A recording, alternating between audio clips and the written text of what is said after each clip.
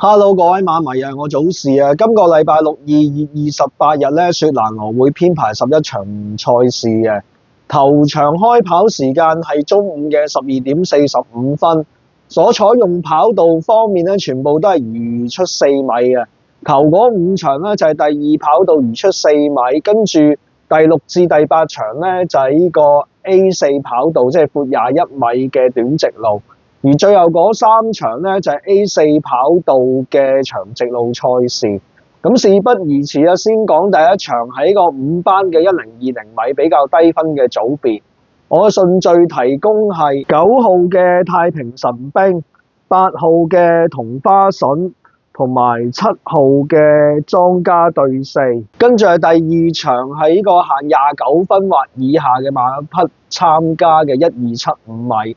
我嘅順序提供係3號嘅譚吉時、6號嘅飛鷹同埋4號嘅熱情如火。跟住第三場喺個5班嘅1150米比較高分嘅組別，我嘅順序提供係3號嘅金剛璀璨、1號嘅景北同埋8號嘅擊過獎。跟住第四場都係5班1150米高分嘅組別。我嘅順序提供係1號嘅大大力、2號嘅鬥牛同埋5號嘅好運勇士。跟住第5場喺個3班嘅1020米，呢場係我其中一場嘅精選。我揀咗5號嘅莊家皇帝上一次賽事片段同大家分享。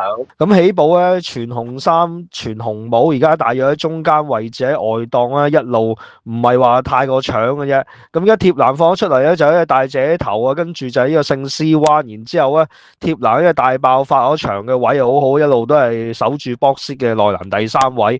咁而家嗰隻莊家皇帝咧，一路咧外檔有少搶口嘅6號馬，而家反鏡係見到佢嘅外檔嗰度，大約咧都喺中間位置嗰度轉彎嘅。咁咧前邊咧中檔嘅聖絲灣上咗出嚟咧，貼欄大姐頭外檔另外一隻莊家係嘅馬莊家漂亮上咗嚟嘅。咁嘅莊家皇帝咧仲係一路喺最外碟嗰度轉彎㗎。咁入到嚟直路咧，大姐頭咧同埋聖絲灣鬥差唔多啊，中間咧大爆發傳上嚟呢個位好好嘅。開面嘅莊家漂亮咧打落去亦都有反應。咁而家反而嗰個莊家皇帝咧一路都喺後面嗰度，而家大約係5、6位開始上緊嚟嘅。咁而家前邊咧大爆發喺中檔咧走甩咗些少啊，莊家漂亮一路追來追都追唔到嘅。咁嗰個莊家皇帝呢兩步其實越追越勁啊，翻到嚟咧啱啱追唔到啊，跑翻第3個終點嘅。咁呢個莊家皇帝咧，其實贏馬場咧就係贏今次所角逐嘅1020米嗰場咧，係由頭放到尾咁贏嘅。但係上一場咧跑1200米去排咗外檔起步咧，早段咧其實都個形勢幾不利嘅，一路俾其他馬頂咗出去大外碟嗰個跑，但係翻嚟咧都有後勁追到個第3，證明呢隻馬喺3班咧都仲有啲着數嘅。今次縮翻落嚟1020米而排翻個中檔起步咧，流放上咧應該可以更加冇後顧之憂，有權咧係贏翻一場嘅。咁次選方面咧，我會揀翻呢個2號嘅快馬揚鞭。咁呢隻馬其實今季咧都係有少少大器晚成之感嘅，5歲馬咧喺4班贏上嚟3班咧都持續有好表現。今次縮翻嚟1020米咧，流放上咧應該會更加得心應手啊！排個中內檔起步咧，跟守住放頭馬之後，發揮些少又勁，又可以起作用噶啦。咁第3選方面咧，我揀翻呢個10號嘅王者之王。咁呢隻側身馬咧，上一次初跑3班賽跑較長嘅路程咧，放到翻嚟入直路咧先力弱嘅啫。所以今次咧縮程落嚟跑1020米。適應咗一場3班步速之後咧，可以咧又回復翻有好表現嘅。第5場賽事，我嘅順序提供係5號嘅莊家皇帝、2號嘅快馬揚鞭同埋呢個10號嘅王者之王。咁策略上咧，莊家皇帝上一次形勢咁不利咧，都可以跑第3啊。今次係揾佢做一個 Q 膽和位置 Q 膽。腳就拖翻2號嘅快馬揚鞭同埋10號嘅王者之王。跟住喺個第6場4班嘅1200米比較高分嘅組別，我嘅順序提供係5號嘅莊家榮耀、10號嘅老闆娘同埋3號嘅長區。跟住係第七場都係4班1200米，不過比較低分嘅組別。我嘅順序提供係2號嘅御寶紅顏、13號嘅莊家寶貝同埋10號嘅金武士。跟住係第8場喺個限味聖馬1200米係2及3歲馬嘅賽事啊！亦都係我另外一場精選，我揀咗1號嘅莊家高升，最近一次試習片段同大家分享。一起步咧，佢喺中檔嗰度咧唔算話太快，貼欄最快一隻咧就係火箭軍。咁樣跑幾步之後咧，莊家高升喺中檔83嗰隻咧已經上咗嚟啊，第2位噶啦。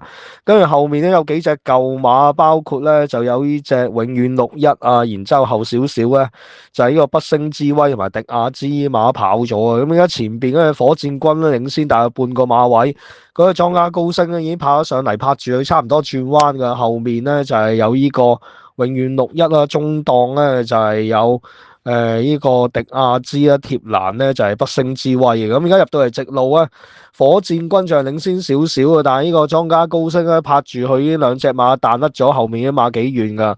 咁最後階段呢個莊家高升同埋火箭軍兩隻都俾落去嘅，但係呢個莊家高升嗰個反應咧比較好啲啊，拱兩步已經彈甩咗個火箭軍噶，亦都拋離後面嗰啲馬好遠噶。咁一過終點嗰時咧，莊家高升咧就好輕鬆贏咗個試閘嘅，火箭軍係第2、第3就係迪亞茲。咁呢個莊家高升咧，雖然喺外地2次上陣咧都係表現平平，但係嚟咗大馬之後咧試2課習咧都喺幾快時間之下咧試得好嘅。第一課咧跑第3，而第2課啱啱睇嗰課咧就首先衝線，而且入直路咧推騎嗰陣時都有啲反應嘅，咁所以今次咧初出跑1200米咧應該有足夠嘅灌注力咧係應付呢個路程，有權係一出即勝嘅。咁次選方面咧，我會揀翻呢個3號嘅快贏。咁呢隻馬上一次咧係久休復出轉倉初出跑呢個路程咧，快放翻嚟跑第2。雖然對呢個頭馬冇威脅啊，咁但係跑過一場之後咧，灌注力應該會比上一場更加好嘅。3甲一直咧都幾穩陣。第3選方面咧，我會揀另一隻初出馬8號嘅紅勇士。咁呢隻馬比較特別啲，係2歲馬身份嘅，所以受讓磅係比較多啲。咁但係佢喺大馬試2課習咧，都係貨比貨好嘅。咁所以今次咧初出有2歲馬嘅受讓磅之利咧，都唔可以太過睇小佢嘅。第8場賽事，我嘅順序提供係1號嘅莊家高升、3號嘅快贏同埋8號嘅紅勇士。咁策略上咧，1號、3號、8號呢3隻馬其實喺呢組都幾突出嘅，可以小試呢個複式嘅3重彩。跟住第9場喺個4班嘅1500米高分嘅組別，我嘅順序提供係12號嘅斯內德、4號嘅莊家主人同埋2號嘅金貝。跟住係第10場喺個5班嘅1300米高分嘅組別，我嘅順序提供係1號嘅雄心壯志、2號嘅穩操勝算同埋7號嘅海誓山盟。跟住第11場都係5班嘅1300米高分嘅組別，我嘅順序提供係2號嘅馬國夢想、4號嘅1號種子同埋呢個9號嘅紅天。咁下一次嘅雪蘭莪賽事咧，將會編喺個3月8日星期日舉行嘅，到時我哋再見啦，拜拜。